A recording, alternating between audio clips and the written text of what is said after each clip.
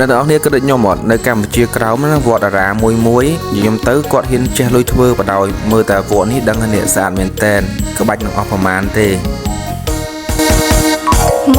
កម្ចាស់ស្នេហ៍អើយចូលដល់ហើយកុំបងអញជើញបងបងសូមចូលរួមជាមួយគ្នា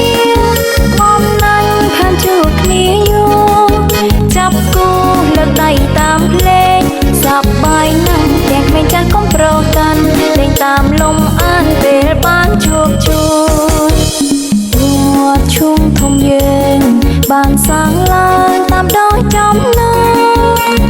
232ព្រះវស្សាជ្រះថ្លាមកសំដោយនឹងស្នាព្រះហង្សដល់ល្អឥតខ្ចោះគ្រូអធិការមានប្រាជ្ញាវៀងវៃបែងបត់ខំសាងវត្តកាន់តែបានរុងរឿង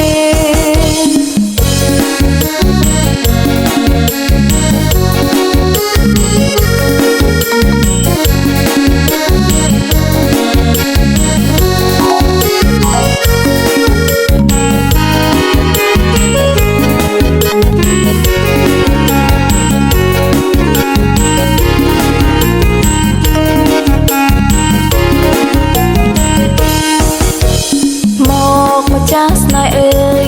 ចូលដល់ហើយកុំបងអញជើញបងបងសូមចូលរួមជាមួយគ្នា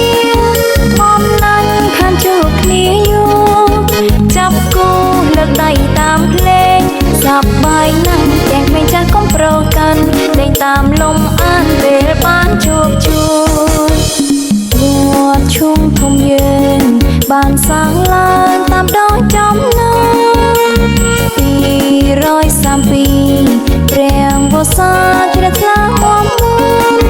សំដោយនឹងស្នាព្រះហង្សដល់ល្អឥតខ្ចោះគ្រូអធិការមានប្រាជ្ញាវៀងវៃបែងបត់ខំសាងវត្តកាន់តែបានរុងរឿង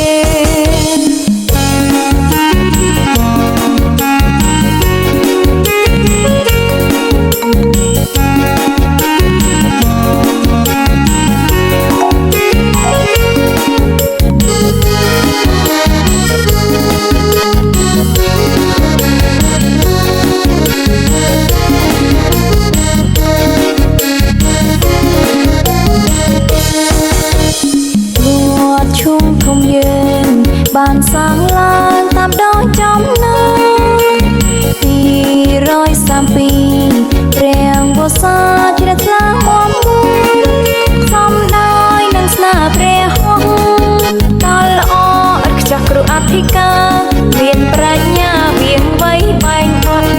ខំសាងវត្តកាន់តែបានរុងរឿង